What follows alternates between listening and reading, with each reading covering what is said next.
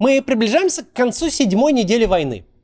До 9 мая, роковой даты, о которой сейчас все говорят, остается всего ничего, 27 дней. И за последние 2-3 недели на самом деле у нас не особенно много-то сугубо военных новостей. Есть новости о чудовищных зверствах российской армии на оккупированных территориях. Есть массовое уничтожение гражданских объектов. Многое есть. Но с тех пор, как российская армия отступила с северного направления, фронтовая обстановка особенно не меняется. Не меняется в преддверии понятно чего. Западные разведки, как и само украинское руководство, открыто говорят о масштабной концентрации сил для удара на Донбассе. Вполне обоснованно прогнозируется сражение, по масштабам сопоставимое лишь со Второй мировой войной.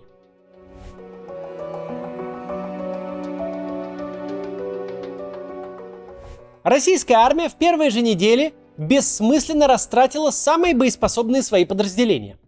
И ныне собирает то, что осталось. Самые разношерстные по качеству войска от элитных спецназовцев до новобранцев, чтобы нанести главный удар. При истощении резервов возникает очень важный вопрос: будет ли в России массовая мобилизация? С очень высокой долей вероятности можно сказать, что не будет. Ни военного положения, ни мобилизации не будет. Чтобы понять почему, нужно вернуться на 2 года назад, в начало пандемии COVID-19. Я не первый раз на нее ссылаюсь, и не просто так. Тогда об этом говорили эксперты-политологи, тем более это очевидно сейчас. Пандемия — это репетиция большой войны.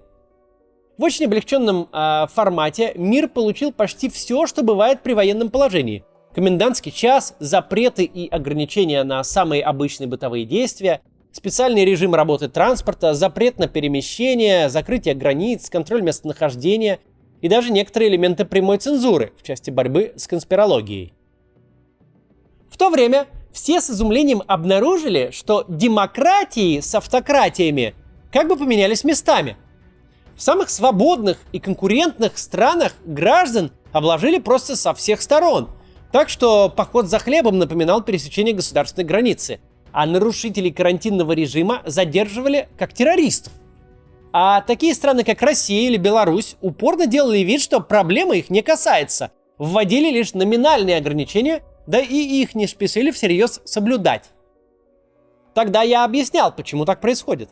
Наши родственные режимы строятся на неучастии, на общественной пассивности, на том, что абсолютное большинство граждан должно считать себя оторванными от государства и от политики.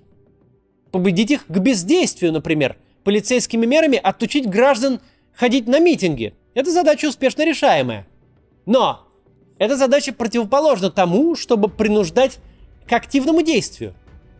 А соблюдение карантинных мер – это активное коллективное действие. Ровно то, чего наши режимы очень не любят и всячески избегают. Объявление военного положения и мобилизация – это, во-первых, признание провала. Нельзя говорить, что все идет по плану, и тут же пытаться сгрести в армию всех боеспособных мужчин. А во-вторых, это попытка привлечения массы граждан к действию. В-третьих и в-главных, это заведомо провальная попытка.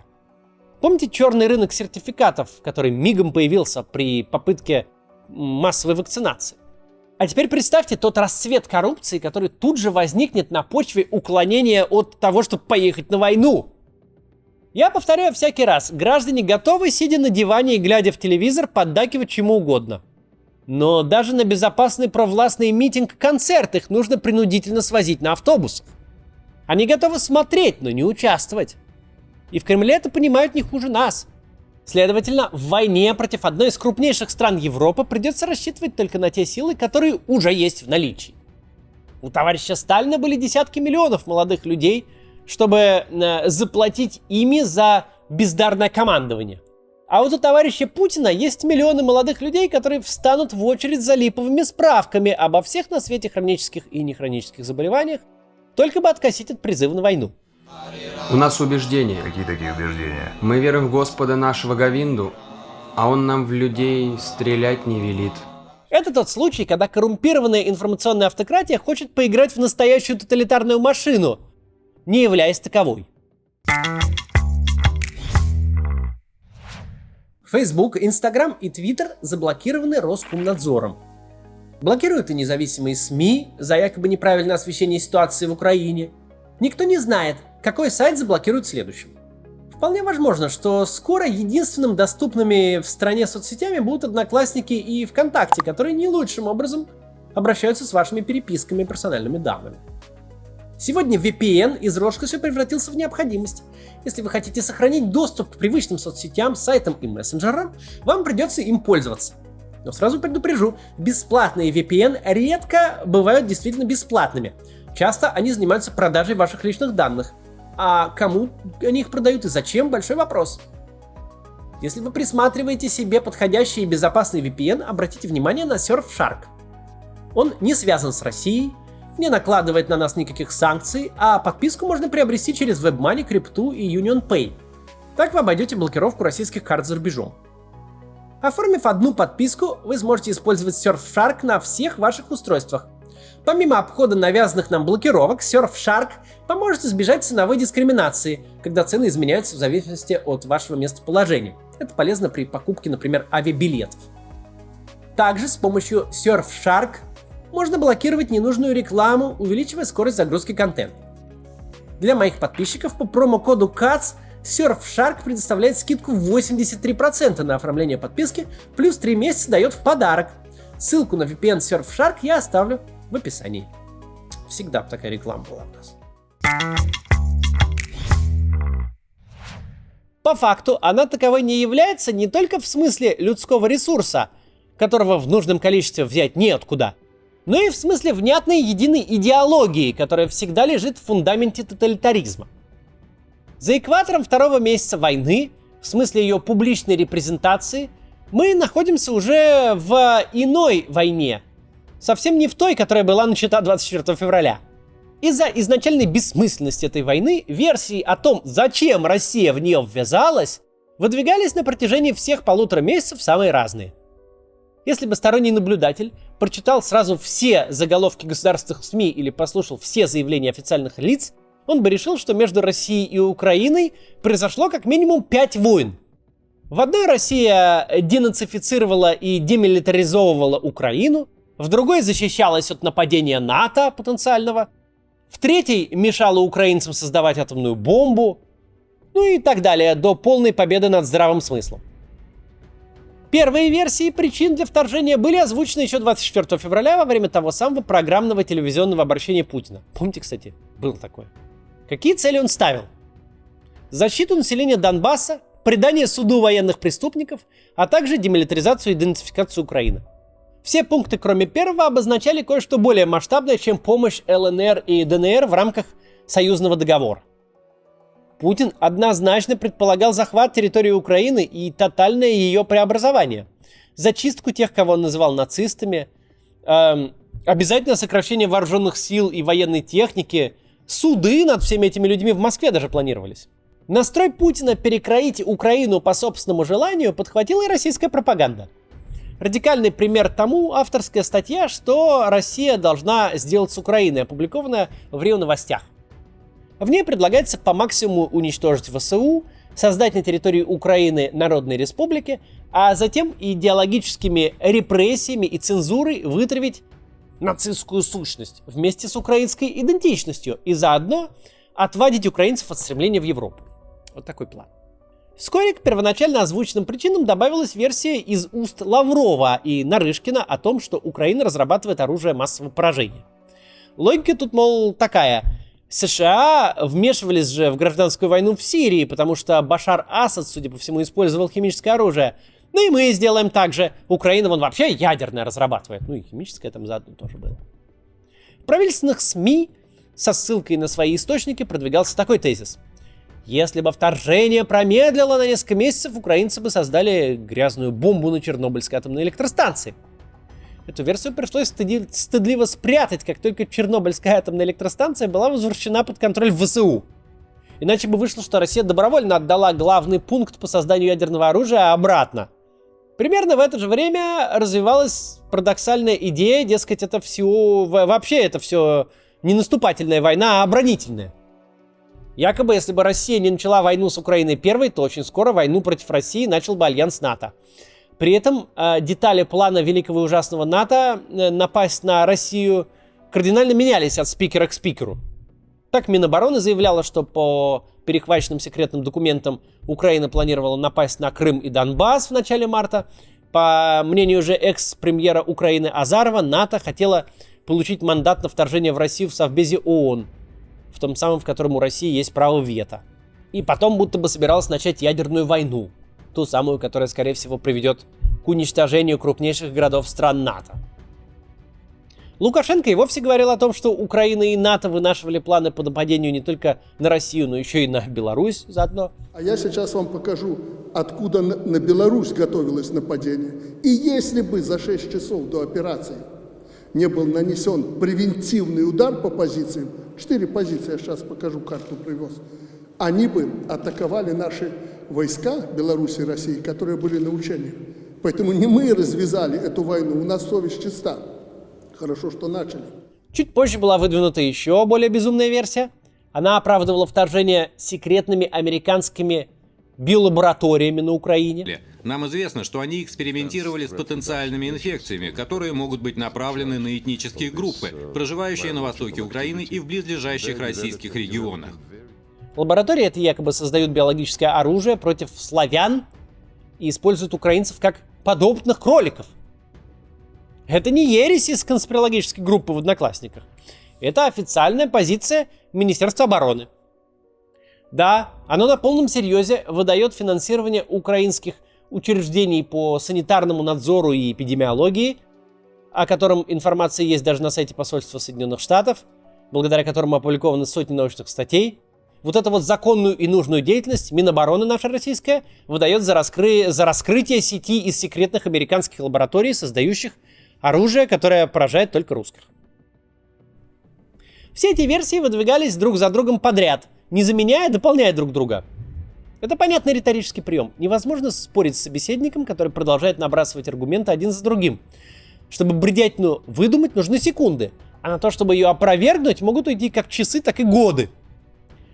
Пока последние независимые СМИ пытаются объяснить общественности, что биологическое оружие против определенного этноса создать невозможно, пропаганда уже публикует секретное исследование по распространению вирусов у летучих мышей в Украине. Пока независимые СМИ доказывают общественности, что летучие мыши — это главные резервуары для патогенов, и поэтому эпидемиологи их изучают в почти любой стране мира, включая и Россию, пропагандисты уже вырывают слова госсекретаря США Виктории Нуланд из контекста, чтобы это выглядело так, будто Америка признает разработку биологического оружия. Стратегия забрасывания множеством безумных версий работала до того момента, как стало понятно, что война не закончится парадом по Крещатику. Когда это стало очевидно, стилистика пропаганды и высказывания официальных лиц начали меняться. Была забыта денацификация, ибо очевидно, что никто не даст провести в Украине чистки против тех, кого Путин посчитает какими-то нехорошими людьми или там нацистами. Была забыта демилитаризация, ибо стало понятно, что вот так сюрприз. Украинские военные не сдаются в плен российской армии и не разбегаются от выстрелов, как африканские дикари. Выяснилось, что единственный способ демилитаризовать Украину — это уничтожить в боях значительную часть техники и солдат, а на это сил у Москвы нет. Биолаборатории и ядерное оружие тоже отошли на второй план. Иначе любое мирное соглашение с Украиной, кроме ее безоговорочной капитуляции, будет выглядеть поражением России. Люди, верящие пропаганде, зададутся вопросом: чем, кроме поражения, можно назвать мир на условиях людей, которые планируют устроить тотальный геноцид славян или шандарахнуть ядерной бомбой по Москве? По этой причине сегодня из целого вороха версий остались только те, по которым можно будет объявить о победе в войне без захвата Киева. Якобы война затевалась вообще исключительно для защиты народа Донбасса и помощи народным республикам. Менять власть в Киеве никто даже вовсе даже и не собирался. А наступали мы на него, теряя тысячи солдат и сея разрушения, вообще исключительно просто так, для отвлечения внимания.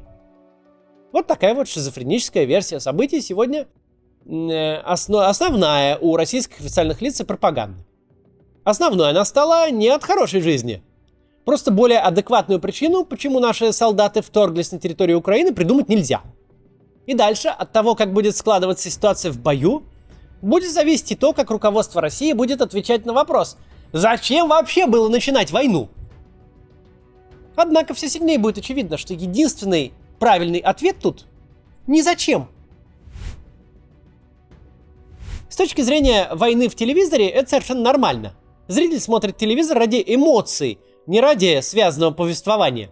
Никто не вспомнит завтра, когда в 27-й раз берут Мариуполь, что позавчера брали вообще-то Киев. Никто не вспомнит, что Зеленский 2 недели подряд только и делал, что сбегал из Киева в Польшу. Тем более, что никто не вспомнит и какие цели и задачи ставились 24 февраля. Телезритель потребляет экшен. Что-то где-то горит и взрывается, а неутомимые эксперты в студии, которые, похоже, там и ночуют между съемками в спальных мешках, очень громко и агрессивно кричат на камеру. Это самоценное зрелище, искать в нем начало, середину и конец настолько же бессмысленно, как гадать о мотивации злодеев в боевиках 80-х. Киношный злодей хочет растопить ледники, потому что хочет, и все тут. Фильм не об этом, он о взрывах. Чтобы достичь того результата, который обычно требуется информационным автократиям, совершенно нет нужды что-то менять в этом потоке. Искомая пассивность населения достигается прекрасно. Но для того, чтобы погнать народ на призывные пункты, это совсем не годится. Одно дело смотреть, как Джеймс Бонд отечественной локализации побеждает очередного доктора зло. По телевизору смотреть. Но совсем другое дело участвовать в шоу. Голодать и мерзнуть в сыром окопе с реальным шансом не вернуться домой. Россия начала эталонную войну 20 века. Войну массовых армий, где воюют, собственно, не армии, а все население, пригодное к мобилизации. Где на каждого погибшего на фронте можно завести из тыла еще 10, а нужно будет и все 100. Где можно губить людей дивизиями и армиями, оперативно восполняя любые потери. Это война 20 века. Именно такие ресурсы для той войны, которую затеял Путин, сейчас нужны. Наступать с Донбасса на Киев, прорывать эшелонированную оборону, чего явно хотят и о чем прямо заявляют. Это не комар чихнул. Это действительно самая большая с 1945 года войсковая операция. Не просто в российской, но и вообще, по всей видимости, в мировой истории. Осуществить ее уставшими и поредевшими войсками, которые есть в наличии, невозможно. Нужно много новой крови, которую взять сейчас неоткуда. Если можно говорить о каком-то глобальном везении Украины, то оно ровно в этом.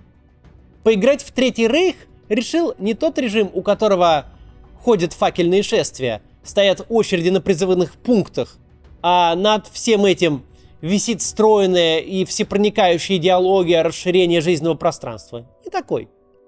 Поиграть в Третий Рейх решил режим, который вместо того, чтобы годами мобилизовывать военный ресурс этот всеми силами усаживал на диван и там удерживал. Он ресурсу этому объяснил, что и без него разберутся, что от него ничего не зависит. Так вот, поднять этот ресурс с дивана сейчас, объяснить ему, что бесконечный боевик по телевизору на этот раз это всерьез, не просто почти невозможно. Это вообще невозможно. А еще и опасно. Наши режимы, помимо гибридных и информационных, имеют еще одно название – имитационные. Это определение всегда понимают в том духе, что они имитируют демократические институты, на деле являясь автократиями. Это правда, но не вся правда. На деле они имитируют все. Ровно так же, как играют в демократию, они играют и в тоталитаризм тоже. Сейчас мы впервые видим, как эта игра сталкивается с реальностью. Когда действительно нужны тоталитарные инструменты и методы решения задач, но их просто нет, и взять их неоткуда. До 9 мая нас определенно ждут тяжелые дни. Российской власти определенно нужен какой-то реванш. Но хорошая новость в том, что реванш будет проводиться ровно теми силами, что армейскими, что пропагандистскими, что административными, которые привели к первому поражению. Вот так. До завтра.